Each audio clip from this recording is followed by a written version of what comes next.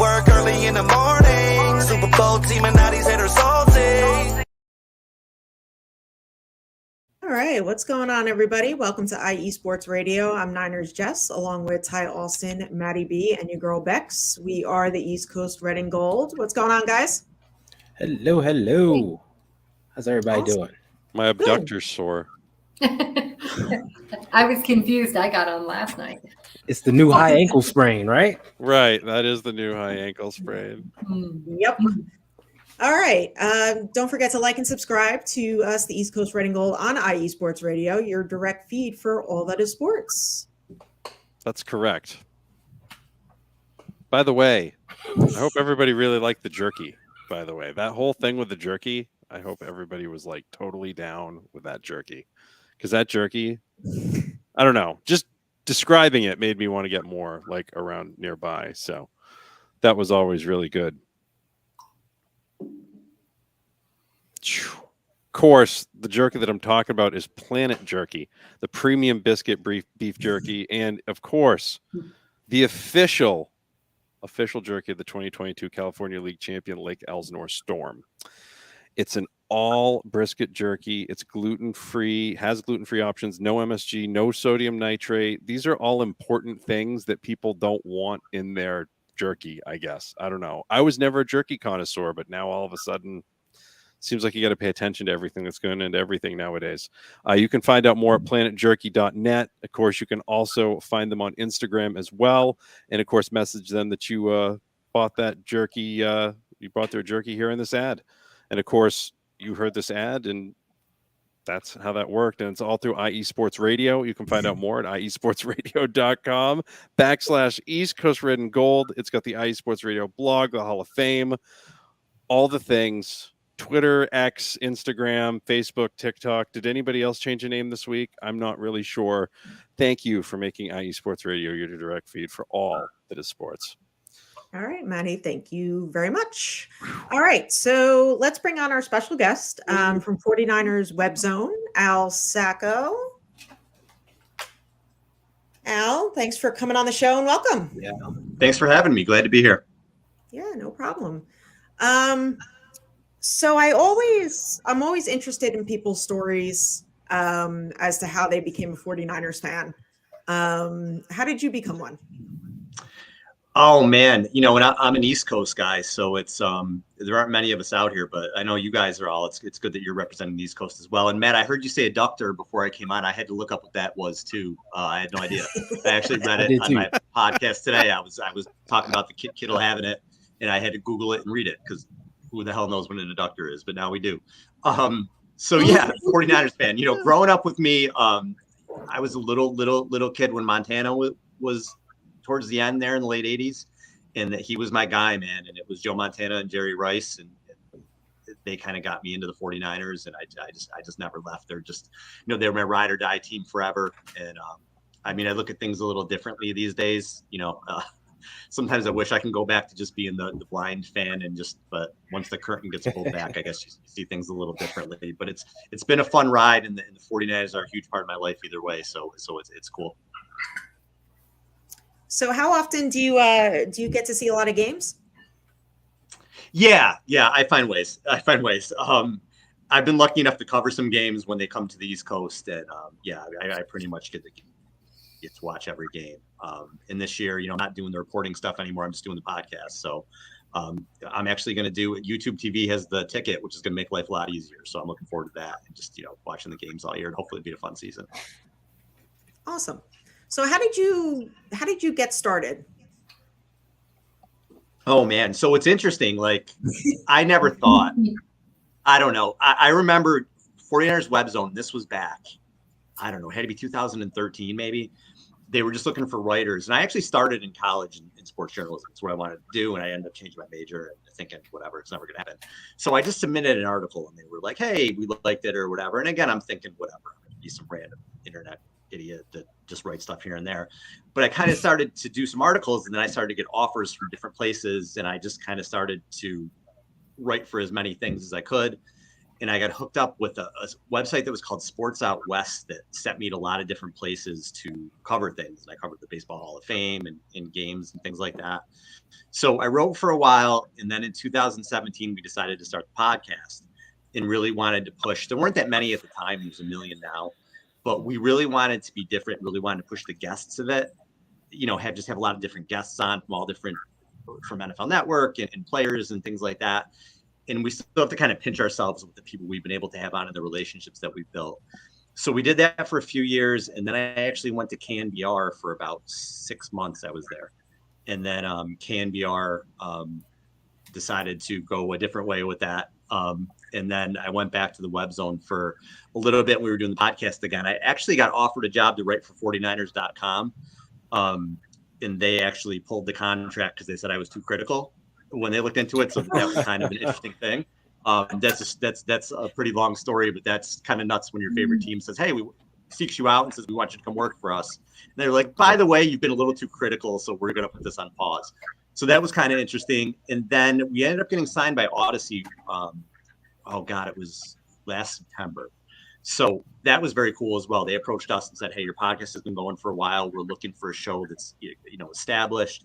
We want to build a relationship. So we've been with Odyssey since then, and it's been a good relationship, and we're excited to be there. We're doing 2 shows a week, and we still have a lot of cool guests on and stuff. So it's been a fun ride. I never thought I'd do it for this long, but I just keep getting sucked back in when I think I'm done. So I don't know. Here I am. So. So speaking of being critical, getting into this season, this training camp, just by reading up on everything, who has impressed you the most from this team?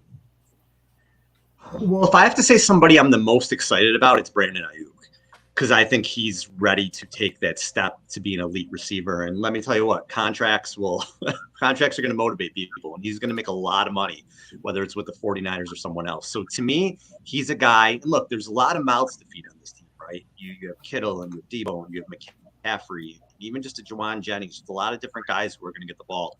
But I think this could be a coming out party for Ayuk. We just saw the NFL top 100, and Ayuk wasn't on that. This could be a year where he kind of gets into that blue chip area where he's got about 100 catches and 1,400 yards and 10 touchdowns. I really feel like if they decide to feature him a little more, he's got that kind of potential. He's that good. And the things you hear out of camp are pretty exciting. So if I had to pick the one guy, yeah, it's Brandon Ayuk for me. I think it's going to be a huge season coming for him. Any disappointments? With players? Yeah. It's too early, I think, for that for me. In terms of rookies, I would have seen Cameron Latu do better. He's been struggling. Yeah. I think the thing for me right now I'm looking at, because I don't know about disappointments yet, because I got to see how the season goes. You have to see, because you have guys who aren't quite practice players and they get into the game and they're a lot better. I'm concerned at defensive end. I'm concerned about the depth there beyond Bosa. We all assume Bosa is going to get in there at some point, but beyond him, Jake Jackson has a hamstring right now. So if that lingers, just where's your depth there other than Bosa? I'm a little concerned there because, you're looking to win a Super Bowl this year. So you're kind of all in this year.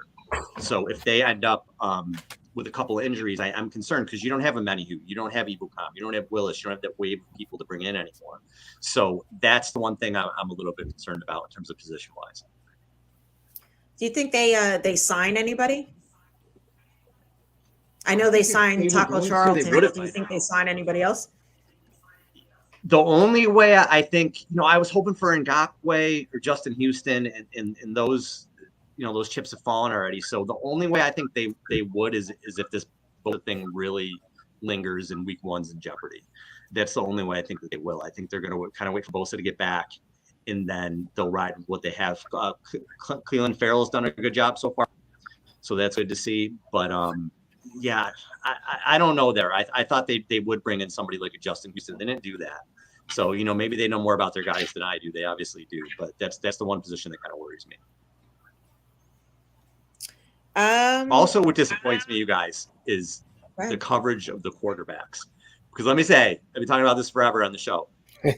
Completion percentage in practice does not matter. It doesn't matter. Like, stop. Can we stop? Like 6 and 9, it doesn't mean anything. You don't know what the context was for that. You don't know what they're trying to do. Like, it drives me absolutely crazy. Absolutely crazy. So, yeah, I can't wait for the season to get here. I can't take it anymore. You and me both. Exactly. I'm on that boat. Enough already. I've never seen anything like it. We're exactly 30 days from the Niners week 1, and I just can't wait for the season to kick off. Every offseason, I feel like every offseason we get to this point, whether it's Garoppolo and Lance or whatever it was, going after Stafford, that whole thing. It's been the last 3 years have been so stressful if you're a 49ers fan, and it shouldn't be because they're a really good team. But it's just this quarterback drama and this Purdy versus Lance, Garoppolo versus Lance. It's crazy, man. It really takes a lot out of you as a fan, I think. So yeah, let's just kick off and let's get going. It is, and the more you try to ignore it, I feel like it just keeps coming back like double. And then today with practices against the Raiders, Jimmy Garoppolo doing better than our quarterbacks, and so that stirs up everybody. And yeah. I look at it like we're not really going to show them what our guys can do or what we really have. Are we in a practice like that? I mean, well, that's the thing. You're practicing, so you're working on things. You're not going out there and trying to win a game. You're not going to go out there and show the things you're working on, especially for Purdy. He is still working his way back. So he's not going to go out there and light it up, and they're going to. It's just to judge that much on it is crazy. It really is. I agree. And some of the comments and some of the rhetoric we've already seen about how much better Jimmy Garoppolo's done than our guys. It's like the whole goal is to build up and to build up strength and get the reps, get used to looking at something other than our own defense. Because you're playing, in practice. So you get to see someone else's take on how they read what you're doing and react to someone else different than the guy you're used to facing in practice. So I read nothing into practice or preseason. It's, just that practice, just reps, just time, getting used to timing and those kind of things. But yeah, it's already fun out there in the in the comment world. Yeah, and you just don't know what Kyle is even telling them on a given play. He may say to Purdy or Lance or Darnold or whatever, listen, this is where I want the ball to go. Just throw it there. Like, we're practicing. I want to see what happens here. I want to see what this looks like. They're not out there like, oh man, we got to see what's better completion percentage today. I'm going to go 7 to 10. Nobody cares. They're not looking at it like that in the building. And I understand, people are out there. They're trying to report. They're trying to get, I don't want to say attention, but you know what I mean? You're trying to go out there and report what you see. And that's one of the things people are interested in, whether it's stupid or not. People are still interested. I even look at it like it's interesting to me to at least see how it went, but you just can't put that much stock in it. You have to take it with a grain of salt. And especially when you see what's going on with the quarterbacks. I always say, you guys, like, there's things I think as a fan, right? I have feelings as a fan. I think Brock Purdy deserves to be QB1, but I also don't necessarily like the way Trey Lance is being treated as a fan. Someone who's looking at this when I do this job, I try to do it objectively. So as someone who's looking at it is like, I'm not a fan. This could be the Titans. It could be the Texans. It could be any team. If I'm looking at it objectively, I have to look at it a different way. You know what I mean? So regardless of what I think about Lance, you have to look at it and see, like, what do the Niners think of Lance? In the way it seems right now with the Niners thinking of Lance, he might be on the outside looking in. I don't know. I think that's stupid personally, but that's sort of how you have to look at it. So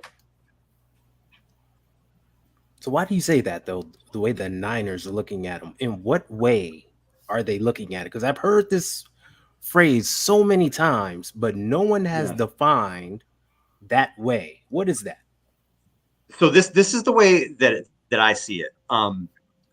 You trade multiple first round picks to go and get this guy 2 years ago, right? This is your future. You mortgage the future, obviously, through really no fault of his own, because he's been injured 3 times, and he's probably, if not the most inexperienced quarterback we've ever seen coming in, one of them. And he's coming into a team that's ready to win now.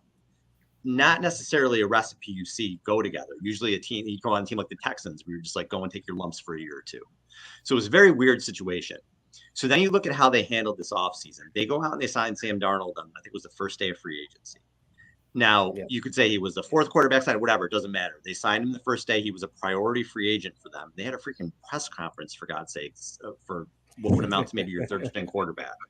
So you bring him in now, and there isn't any, like, listen, I think Purdy did enough to go into being QB1. I objectively think that. Like, look at what they accomplished last year. He earned to go in and be QB1.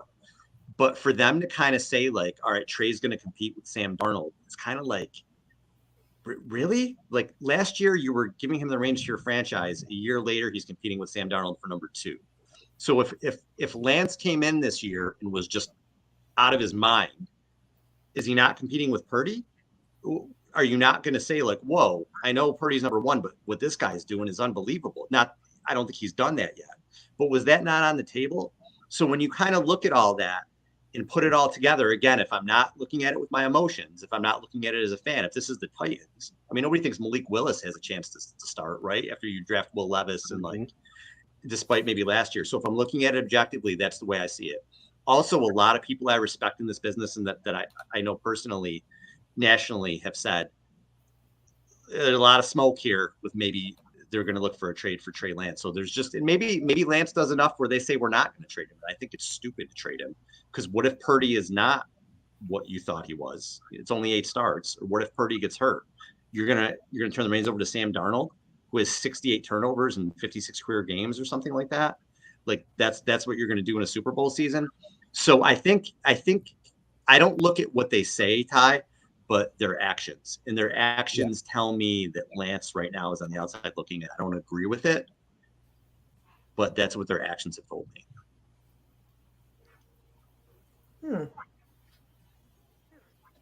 Do you guys agree, or like not agree, or like what do you guys think on that? No, I agree with that from the whole competition standpoint. It's like, if he comes in, you still don't know what you have in all 3 of these quarterbacks, right? One made 4, a handful of starts. Yeah. One made less than that. There's one guy coming in fresh, brand new. You have not seen him at all. So you don't know what you have in all of them. So really, this should be an open competition. And to say that a guy is not in the competition is just totally wrong from that standpoint alone. So I'm with you on that one. It almost feels like a stacked deck in a lot of ways. And maybe will be proved to be wrong in a month or 5 weeks or whatever, but it kind of feels like Trey is just kind of like, I know for a fact that the 49ers, and Kyle Shanahan specifically, really like Sam Darnold. I know that he has for a while, but Sam Darnold is kind of Sam Darnold. I mean, I don't know what he thinks he's going to come in. He can be serviceable, I'm sure. I'm sure he'd be a good backup. But to me, the ceiling of Trey Lance, to give up on a 23-year-old who has, again, just the least experience we've seen in a long time, why wouldn't you keep him around and just say, we're keeping you in the meeting room? You know, because again, we want to win the Super Bowl. So if anything happens, he may take a jump. Why can't he get better in a month, in 2 months, in 3 months? Why can't that happen? So again, personally, I think they would be insane to trade him. Insane. Because despite how great Purdy did, and I loved what he did, and like I said, I think he deserves the QB1, you still don't know what's going to happen. 2017, we said Jimmy Garoppolo is the starter for the next 15 years, right? You don't know what's going to happen. So why wouldn't you keep Lance there? Because maybe in week 8, you're 5-3 and you're not playing that well, or you're 4-4, and you're like, you know what? Maybe we're going to turn it over to Trey. Maybe Trey gives us that what you thought initially, gives us that next step. Can get the ball downfield, can do a little bit more in the run game, that sort of thing.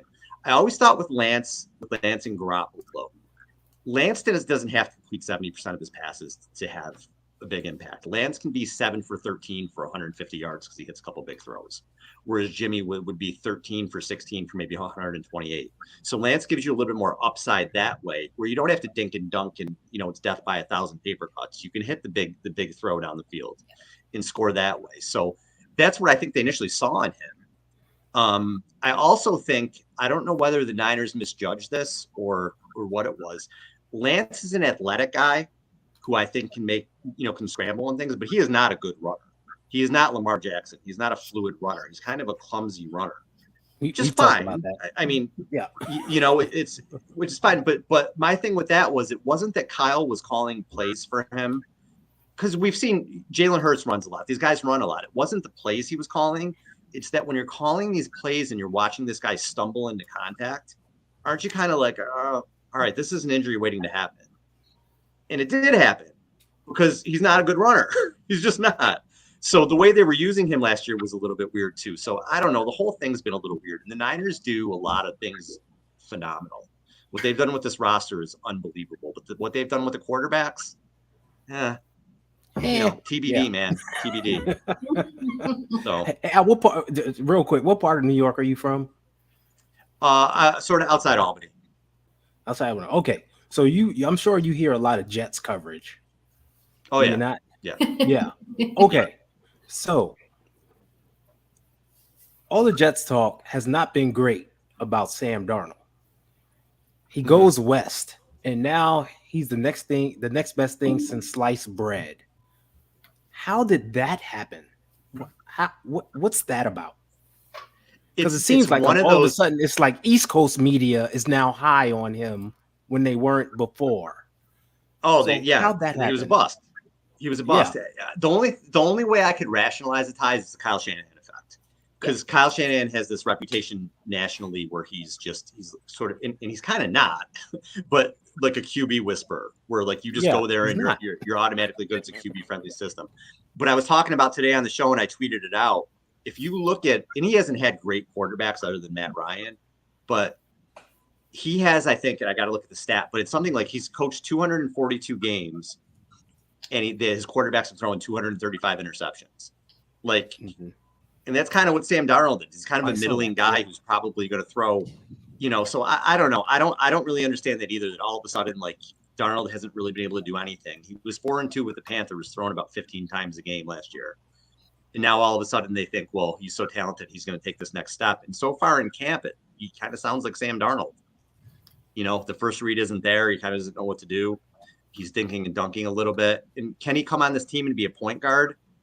I guess a lot of quarterbacks can do that because they have so much talent. What the Niners need from their quarterbacks, because again, they can go in and just distribute the ball to McCaffrey and Kittle and Debo and whoever else. But they just need their quarterbacks not to make the crippling mistake. If you think back to 2020, they were 6-10. If Nick Mullins doesn't completely blow up the world, they probably make the playoffs that year, even with all the injuries. But if you go back and watch those games, Nick Mullins is throwing interceptions inside, in the red zone. They get the momentum at midfield. He's throwing he blew the game up. They just need a QB to not blow the game up, and they'll be fine.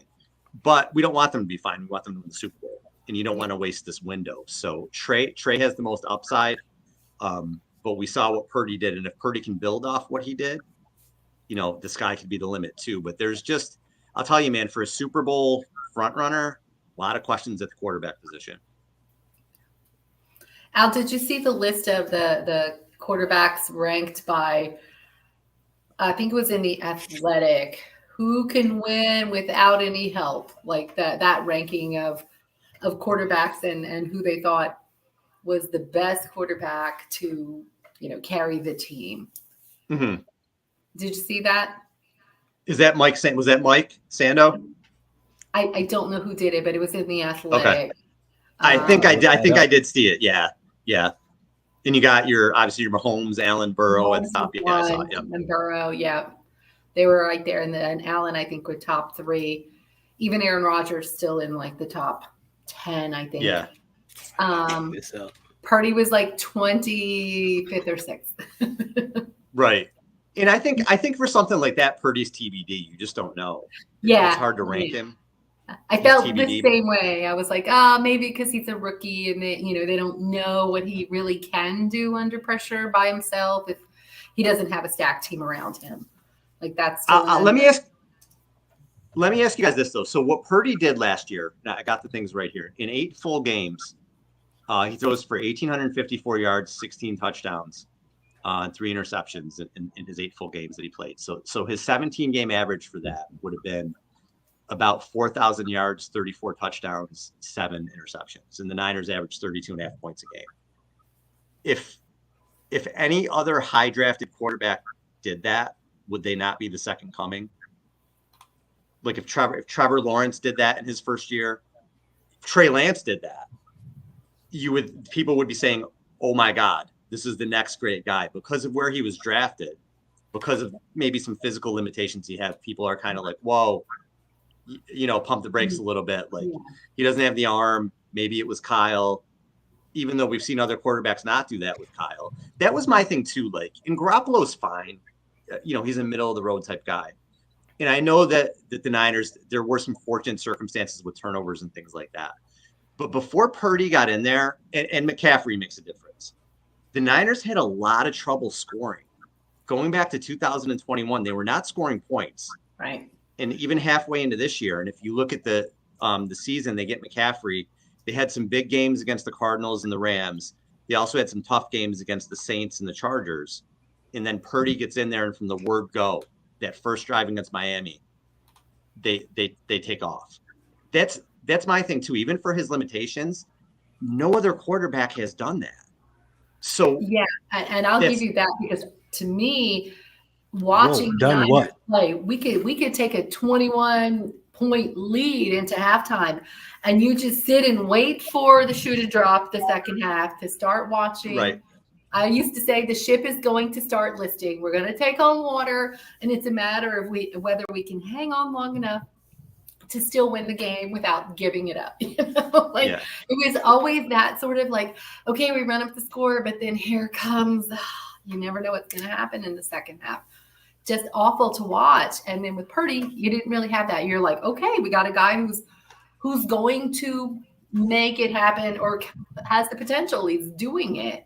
He keeps going back, and if someone scores on us, we score back again, which was refreshing to see. It was definitely refreshing, but he was new, he was unplanned for. So now this year, it's hard to tell what other teams will try and pick apart and see what he can do. And is he going to see ghosts with getting hurt? We've talked about those things too, like what his mental state's going to be with whether or not someone coming close to his arm is going to really spook him or, get him going like Jimmy did. Jimmy got spooked a lot of times. Jimmy would see ghosts because of injuries. Go back and watch the Denver game last year. Right? Yeah. It's how you said, Dunn Watson. No other quarterback has scored points at that rate since Steve Young in that many games. Who was the catalyst for scoring those points? I think quarterback. I think it's a mixture. I think it's a mixture of things. I think McCaffrey had a lot to do with that. Absolutely.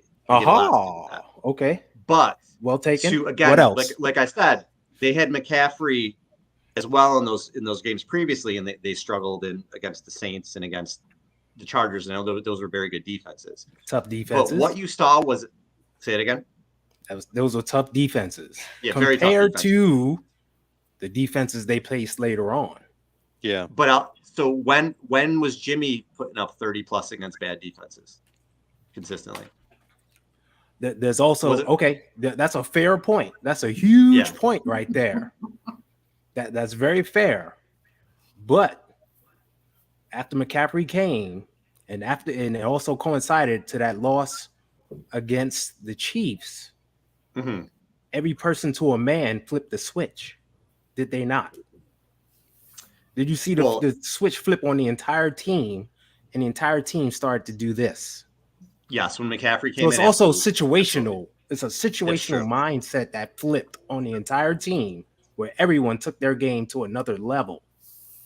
But I think, and that's why we say it's unknown, right? We saw what we saw, but you could be right. Maybe McCaffrey was the catalyst, and maybe McCaffrey misses 3 games this year, and they don't move the ball, and you're like, okay, Purdy looks like a different guy. We don't know yet. That's the thing. We don't know yet. But I will say this in terms of what Kyle thinks, because it doesn't really matter what we think, right? Yeah. Two plays that stuck out to me where I was like, oh shit, like Kyle really trusts this guy. At the end of the playoff game against the Cowboys, they were 2 3rd and shorts. It was like a 3rd and 2 and a 3rd and 3 maybe, or something like that. And he had Purdy throw for both of them, and he converted both of them. But when you're having a rookie do that at the end of a playoff game on a 3rd down, that just shows, to me, he got a lot of confidence in the kid. A lot of confidence in the kid. So he had done something for Kyle, and obviously he's coming as QB1 that has convinced him that, okay, this guy's kind of an extension of me. I have confidence he's going to make the right call. But you're right. I think going back and forth, I can have this opinion of, I think Purdy was one of the catalysts to go 30 plus. And you could say, well, maybe there was some other stuff too, Al. And I think we're both right. But we don't know. This thing we don't know. We have no idea going into the season for sure until we see him do it for, another year, another year or two, right? Because you may be right. I may be right. We may be in the middle. I don't know. But that's the unknown right now. And that's why I was saying to get rid of Trey when you don't know that. Yeah. It seems like an unwise decision as like a whole thing. Like, have we not learned from everything in our past not to have the deepest quarterback room possible and just prepare for the worst? And if it doesn't happen, great. The other thing Purdy did that really I thought changed this offense a little bit is he utilized Kittle a lot more. I thought when he utilized Kittle more, that kind of opened some things up. And I mean, and that to me is a direct correlation to McCaffrey, right? Because the one thing that a rookie quarterback is always going to look to do is look for his tight end and look for that running back out of the backfield. He's got 2 of them right there, right?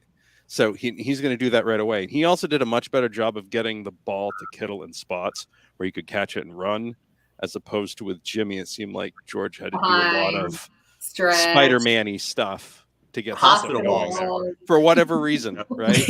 I don't know what the reasoning was. Like, it's not like they hadn't practiced together before. Yeah, that's the one thing Purdy did absolutely better than James was he pushed the ball downfield.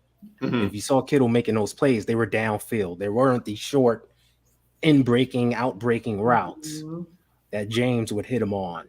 When Kittle was breaking downfield, Purdy put it up to him. And that was a huge factor in the offensive change because we weren't stretching the ball. We weren't challenging teams downfield at all. And Purdy wasn't afraid to let it fly. So he definitely gets kudos for that.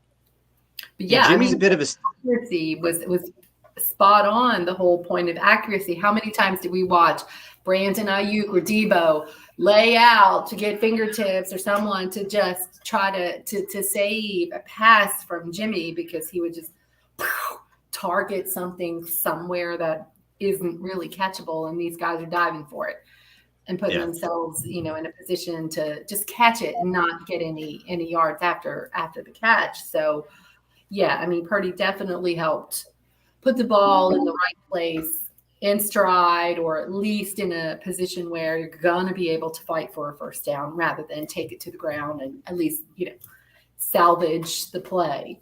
So definitely Purdy, I thought, brought a lot of that over Jimmy for sure. Sid made a really good point as well on that. Yeah, about him avoiding pressure. Yeah, and it's one or two plays sometimes within a game that can make the difference. And again, I guess I'll go to the Dallas playoff game again. When Purdy was under pressure, he rolls out, he hits Kittle for that big gain where Kittle had to kind of juggle the ball and catch it. That's not a play that Garoppolo makes. That's a sack. So just even that little, he's not Lamar Jackson back there, but he has enough getaway, enough quick little bursts to get out of pressure and make some things happen. So that was a big difference too. And I think Kyle wants a quarterback who is going to know, okay, during this play, you throw the ball here to be an extension of him, but also have enough in his legs to get away from pressure. He doesn't feel Lamar Jackson, just enough if the play blows up front that he can get away and make something else happen. But I really think Kyle, I always talk about like the Xbox controller. Kyle wants to hit X and wants his quarterback to throw there. I think that's sort of what he wants to do. And if the line blows up, he's got enough wiggle room to get away. I think that's Kyle's dream quarterback. That's what Jimmy Garoppolo confirmed this week in that interview, right? And basically what he said, like in terms of like, the offense I'm going to is more about pre-read snaps and making moves off of that. Whereas in the other offense, it was, whatever you saw, just put your foot here, put your arm here, and go from there, right? It's a different, Right. it's a different way of doing it. It's a completely different way of doing it. It's why Kirk Cousins and the Kirk Cousin types is are so attractive and so comfortable for Kyle Shanahan, right? That's what he wants. That's how he wants it done. That's how he's built his system, and that's how it's in there. There's two things that you see here. You see that DeBerg to Montana thing where DeBerg had 4,000 yards, 4,200 yards, whatever it was that year. But the guys weren't getting the ball in situations where they could catch it and move forward, and balls were getting tipped and intercepted at an alarming rate, right? Like I think he threw 17 touchdowns and 21 interceptions that year. Even if you throw forward 500 yards, people are going to be like, bro, you can't have 21. You can't have that negative number, right? So when Montana gets in there, that goes away. So that whole thing is in there. The other thing that they do, it's another difference. I like to call it the Bledsoe Brady thing. When Bledsoe would be in the pocket, he's a statue. He's just standing there. He's patting the ball. He's going to get hit, right? Brady could shift to the left. He wasn't scrambly. Like, he wasn't Fran Tarkenton. He wasn't Steve Young. He's not Michael Vick. But when he's under pressure, as long as the pressure's not coming up the middle, he can go to the left, he can go to the right, and he can get to where he needs to go to throw the ball. And that's what you see in Purdy, right? You see both of those things in Purdy. Not only does he throw the ball in the Bill Walsh spot, right, where you can catch it and run with it, but also he puts himself in spots where he's able to make clear throws and get things going. You can kind of go off script a little bit while still staying in the script enough so that director Kyle is okay with the scene. Right? Everything wins.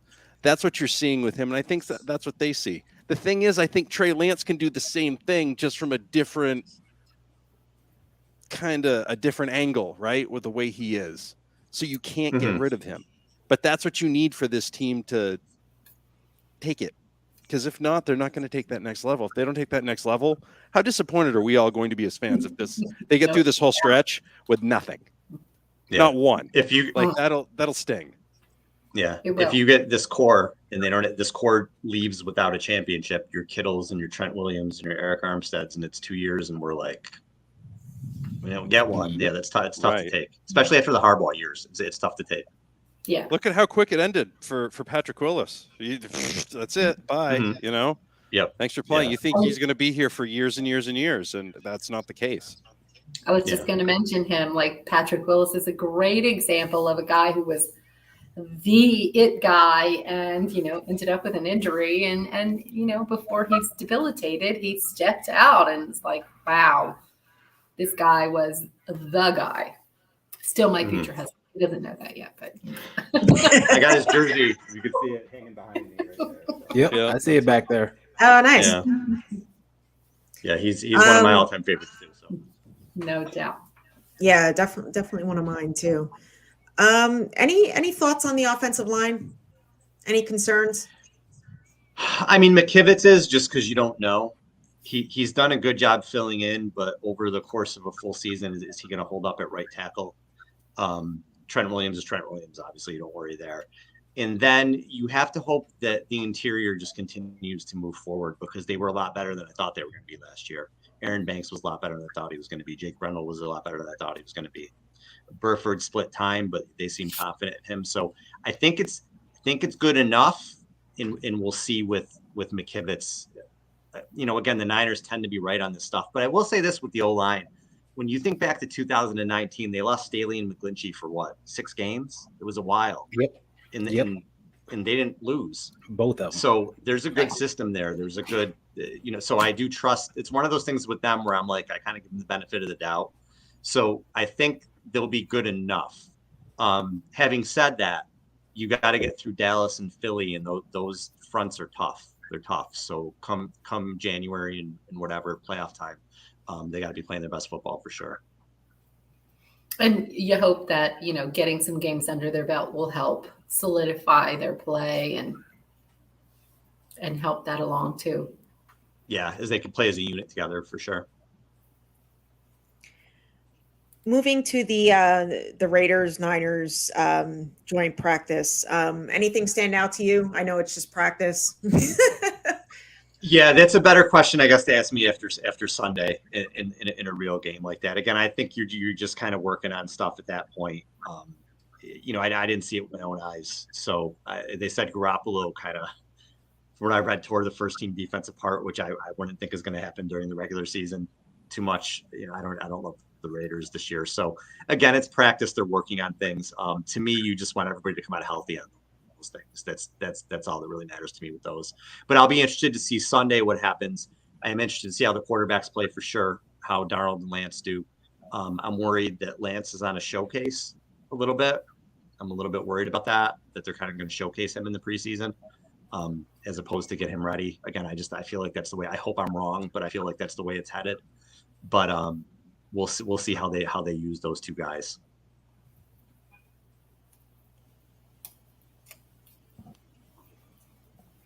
Did you say something, Maddie, or no?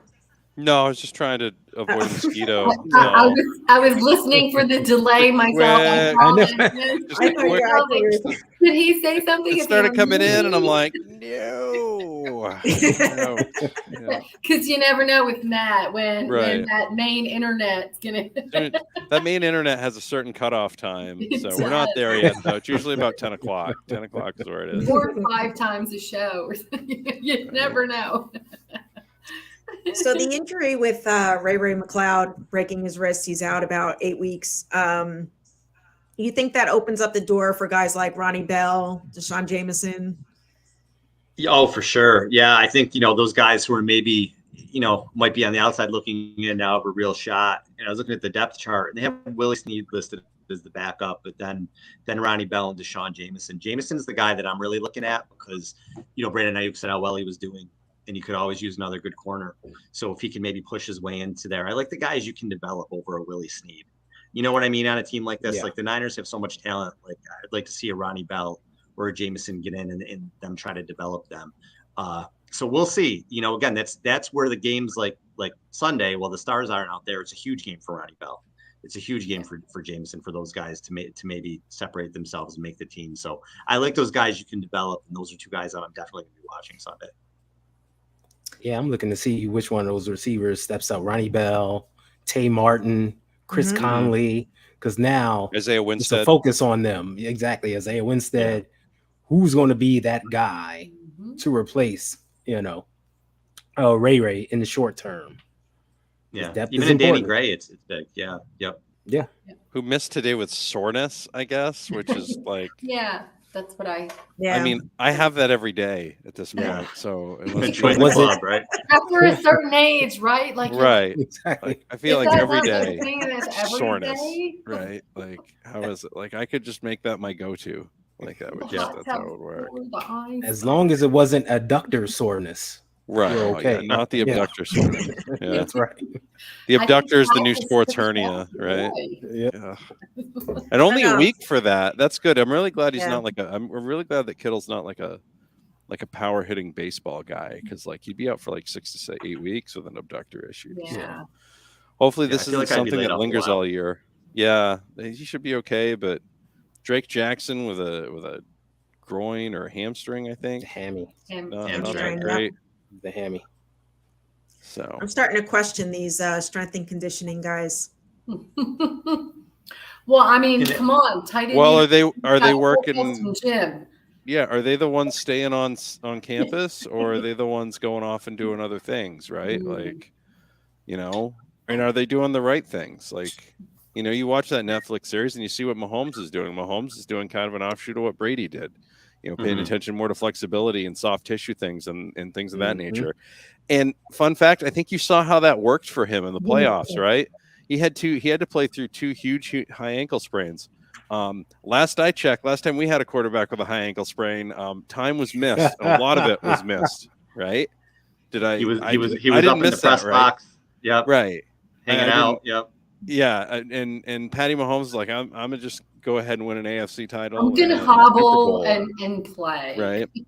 I had one high ankle sprain in my life, and it took 7 months for that puppy to heal. I could just stand up for 10 minutes, and it would blow the back up. You look down and you got a cankle. You don't have an ankle anymore. Well, let me go put this on ice, because apparently I'm standing like a human being's supposed to do and not doing anything. Right. And it's amazing how just awful and how long it takes that to go away. And he just tore through Where it. are Like you guys nothing. on the? Yeah, it was not. He was just. It was amazing to watch that. Where are you guys on the Bosa thing? Where the hell is he? Like, what is taking so long? How did you not know this was coming? Let's go. Like, what is the hang up? What is the hold up? What is going on? I There think is the one. numbers are done. Why are we wasting our time on this garbage? Get this done and move on. Get him into camp. Let's go. Make him happy. There is no need for like silliness here. Like, what are we trying? I can't imagine they're not going to make him the highest paid defensive player in the NFL. Like, if you knew this was coming, and you did, you've known for forever that this was coming. How in the world was this not already set up? Let's go. Let's go. It's August 10th. Come on. It's strategic. He's not here for a reason. We don't need him in these practices with the Raiders and somebody trying to take him out. I hope that's the tell you, case. if there was a hint of a problem, there would be leaks and rumors all over the place. Yeah. There's contention. The Niners and Bosa's camp aren't close together. I heard the Niners don't leak though. I I've think heard you're that like, rumor.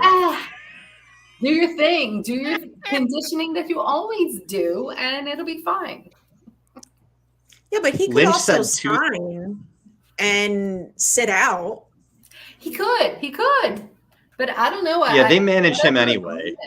Exactly. Yeah. He doesn't play in preseason. Yeah. He gets limited practices. Lynch said a couple things that worried me a little bit. And not that I don't think they're going to sign him. They're going to sign him eventually. But when he said urgency and patience, that tells me like it's going to be like end of August, early September. Because it's kind of like, I was like, well, when is it urgent? Like week 1's in jeopardy. That's the only time it's really urgent. Yeah. And why would we need to be patient? Because it's not happening for a little bit. And even Lynch said himself, and Bosa's in great shape, but it doesn't stop you from a soft tissue injury or whatever. Lynch said himself he thinks he needs 3 weeks.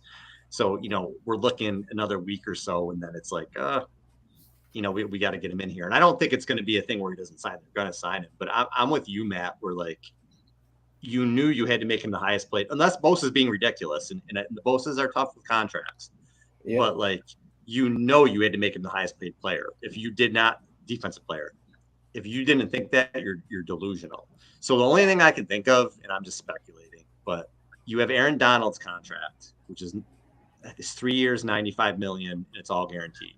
And you have TJ Watt's contract, which I think is like $80 million guaranteed. And then Guy Haberman was on our show the other day, and he mentioned he thought Joey Bosa had up to $102 million in guarantees. Whatever it is. If $33 million a year is the highest paid defensive player annually, and $103 million is the highest guaranteed, that's just what you give him. And if they thought anything else was different, so I'm a little worried that they're like, Aaron Donald has 4 defensive players of the year awards. You want a Super Bowl? Here's TJ Watt. We're in TJ Watt territory. We're offering you $85 million guaranteed, and Bosa's like, no, I want Aaron Donald money. That's the only thing I can think of. Or maybe Chris Jones are trying to wait each other out. I don't know. But I think it will get done. But I'm with you, Matt. I'm kind of like, why? You knew it was coming. Just kind of get it done. But you guys are East Coasters like me. We have that. I don't know. At least I have that mentality. I'm a Yankees fan, so I'm never satisfied. And I'm always like, what the hell's going on? So correct. Yeah. And we're used to inept general manager stuff, so like it just bleeds out into the other sports. Yeah, don't even get me started there. That's a whole other podcast. Yeah. can go for a while on that. Oh yeah. Last one for me, Al. Your record prediction for this year? Oh, if healthy, 12, 13 wins still. And the reason I say that, you look at their division, the Cardinals and the Rams are awful. I think they match up really well with the Seahawks. And this team is just loaded. So I mean, again, unless Sam Darnold has to start and he's throwing crucial interceptions, I don't see a way they're not going to get to 12 wins. But again, the way I look at this year is we're all in. So I'm looking for the bye. I'm looking for home field. I'm looking for the Super Bowl. So I hope they can get to 13. But I'll say, 1 or 2 plays can be the difference in 1 or 2 wins. So I'll say in 12, 13 range. Okay. Anybody else? 20-0. I say it every day. Hope so. We're going 20-0. 20 and Perfect season or bust, baby. Come on. 20-0. I can get behind Brock, that. Brock don't lose. Are you He gonna- wins every game. Yeah. That's what I hear. That's what I've heard. Yep. Are you going to Mhm. be in Pittsburgh? Al, you Me? gonna be in Pittsburgh? Yeah. I am not going to be in Pittsburgh. No. Oh. Maybe if Odyssey can get me, I'll see if Odyssey can get me there. But Come on down. Jess is buying. Yeah. She's buying. She's She's buying. what are they in Philly this year? They're in Philly, right? Yeah. Yeah. But And that's late in the maybe season, so. Yeah. maybe I'll end up in Philly. I DC don't too, know. don't forget. Okay, yeah, we've Yeah. got DC, we've got Philly. We got some I'll be in options. DC. Yeah. Cleveland or Cincy? Cleveland too. Cleveland, right? Yeah. Yeah. Yes, we got a lot of East Coast games this year. Jacksonville, Yep. Yeah. another one of those years. But Sneaky East Coast game, Jacksonville. People Yeah. don't realize how East Coast Jacksonville is. Very East Coast. working on planning that one. That's it. Cool. Yeah, we'll see. All I'll try right, to get Al. out to one of these things. Thank you so much for joining us. Yeah, thank Really you. appreciate your time. Anytime, So- guys. Thanks for so- having me. It was fun. All right, cool. Have a good Thank night. you. Thanks, Al. All right. Al Sacco. That was awesome. Ty's grinning over there. No, I'm making sure I'm not freezing because I've been kind of freezing a little bit. My internet's No. weird. I don't know if it's our internet. I think the whole like thing tonight has been weird because everybody's had their own delays, and I don't think it's like 4 or 5 different internet things. Well, It's when just I like- came StreamYard. on Yeah. StreamYard, it was like the background wasn't there, the names, like I kind of had to like redo everything. yeah, it was Oh, a whole I've heard thing. some like echoey reverb a little bit a couple times, but it's like, okay, maybe it's me. Yeah, no. Sometimes I think sometimes we do all the things, and then we come in each week and like somebody's cleaned our office, and we can't fix stuff, and like that's what StreamYard did to us. Damn those people who clean the But, you know, office. it's all right. It happens. We'll be all right. Damn it. See, there you go. Little boop. We're all set now. All right. Your thoughts on the Raiders practices with the quarterbacks. I mean, from what I saw today, from what I read, from what I heard, our guys had okay to a good day. Just your general thoughts. Maddie, go ahead. Too many injuries, right? Like that's the thing that I get out of today because this is the point that we don't know. We don't know what we're having them and what they're being asked to work on and what they're being asked to look for in any of these practices, right? We have no idea. We don't know that. So everything you take and see in any one of these practices is a grain of salt because as a wise man once said, we talk about practice, man. Like that's where you work this stuff out. This is where you get good for games. This is where you take that chance because you know what? I hit this thing 7 out of 8 times. Like I know I can do it. How many times did they practice the catch and do it successfully? I don't think they ever did it successfully until it happened in the game, but they Well, it practiced it happened in the 100,000 times, right? Not a one. Like Yep. it's just the preparation. That's what this stuff is, and we need to start looking at it as that stuff. You know what I mean? There's nothing else to look at it in. Like if we're looking for anything else right now, we're honestly just looking for reasons to be mad or have headaches. Yeah. Like there's no other, what I'm concerned about today is the injuries that came out of everything. I'm glad they were all minor, outside of the Ray McLeod hand thing, which is going to be about 8 weeks. And I think we've all seen how a return guy can come back and bite us in the ass somehow. Ted Ginn Jr. Ted Ginn Jr. injury. We don't name the other name, but exactly. we just You don't say the other guy's name. we remember what that You led just say to. Ginn's Yeah. injury. Exactly. Right, exactly. So we've seen this before, so we don't want a remake of that. So whoever it is, Ronnie Bell, him, I don't care if Tyrone Drakeford comes out of retirement. Like, doesn't matter to me. Dexter Carter not a problem. I don't care. Like whoever it is that's back there just needs to hang onto the ball and not fumble it. That's all we need. Thank you. Exactly. Take the fair catch and take it out the 25. Fair catch it, baby. Yeah. Yep.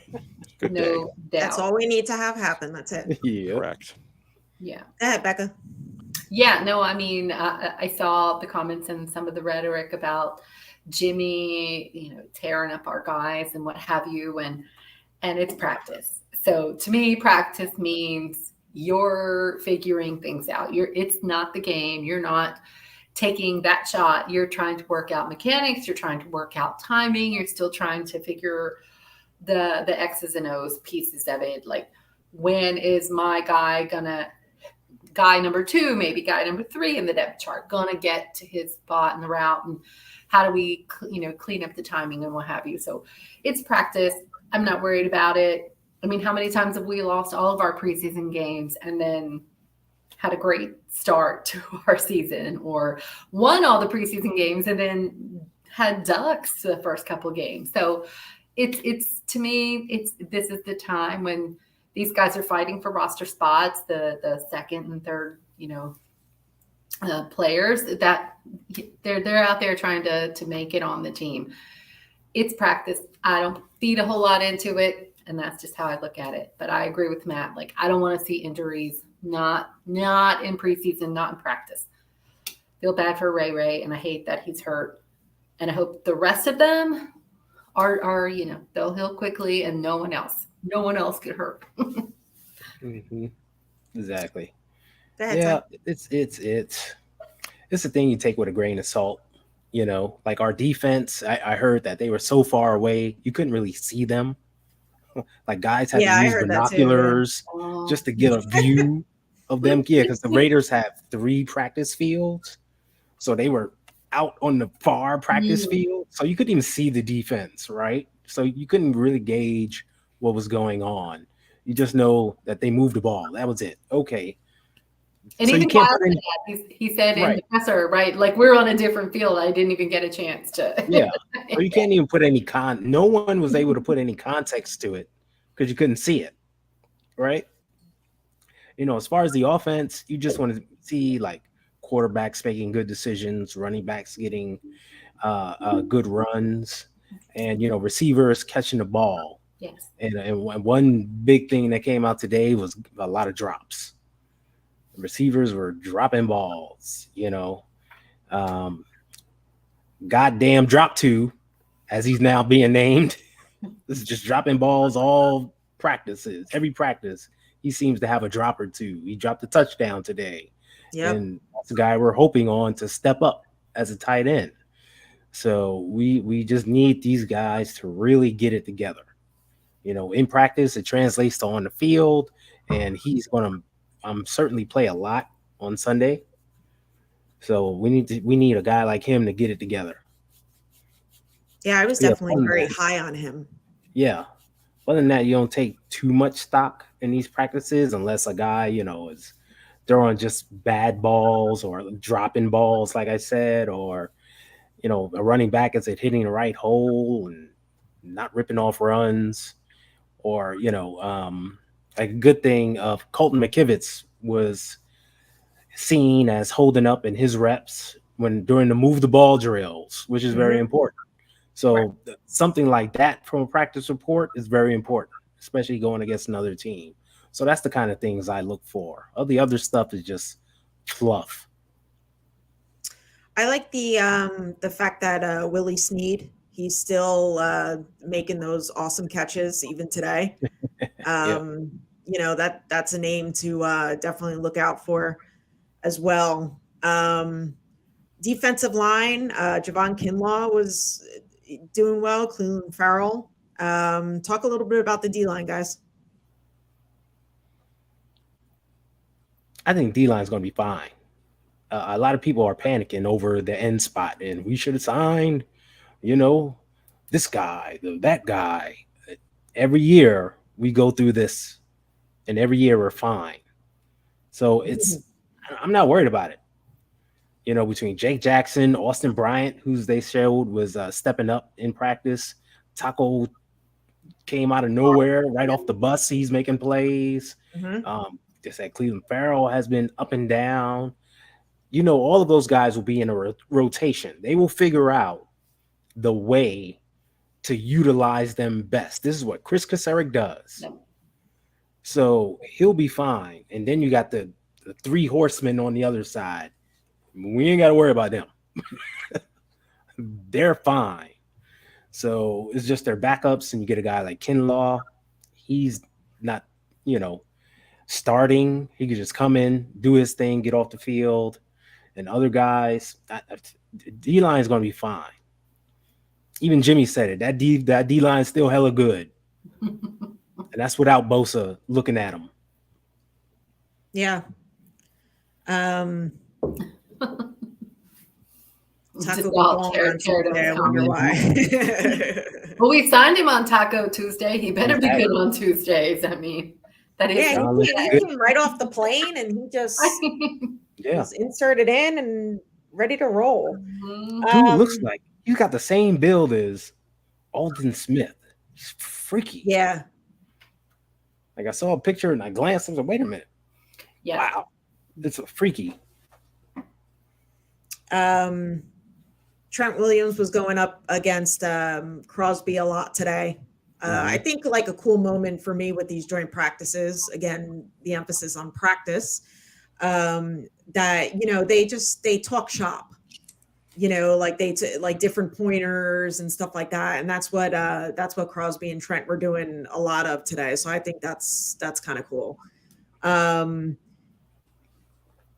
you guys think our secondary, I know Devontae Adams got past Mooney Ward today, split two defenders, actually.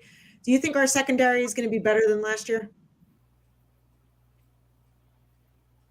If up front is as good as we think it's going to be, yes. If they're not, no. That's what it boils down to. That whole secondary, like I think as a whole it should improve, but at the end of the day, the stats are only going to match up if the front end provides the pressure that's needed. If that pressure is not there, that depth's not there, they're going to get picked apart in zones. Yeah. And guys like Devontae Adams are going to find the spot. They're gonna find to go, and we've seen it before. So, that's what it boils down to. Right. I think they'll be fine. They just gotta, communicate, get on their keys. And it's Devontae Adams, like he's Devontae Adams. Yeah, right. When you talk about who's the best receiver in the league, his name is always mentioned. It's up there.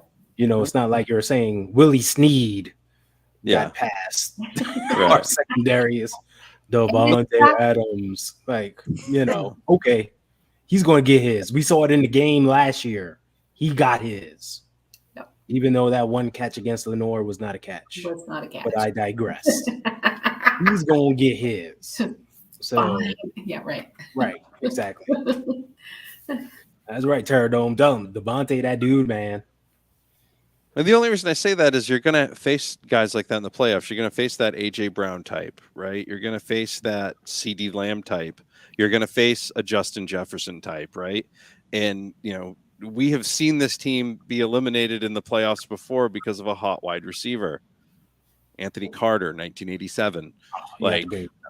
Those things happen. You know what I mean? So you want to make sure that they've got everything that buttoned up. So I hope that's the case, and I'm sure it will be. So it should be a little more in depth, and I think they're going to have a much better nickelback situation this year. I just want Nick Bosa to sign his contract and get with the team. Yes, let's go. I like this whole, if they're going to wait for this Raider thing, that's fine. Yeah. Seriously. I think he'll sign eventually. He'll get here, and to quote Jimmy Ward, Bosa gone Bosa. That's true. He's going to come in and just be him, and everybody's going to be like, that guy's special. Yeah, he's worth every penny. You're going to hear a lot of that.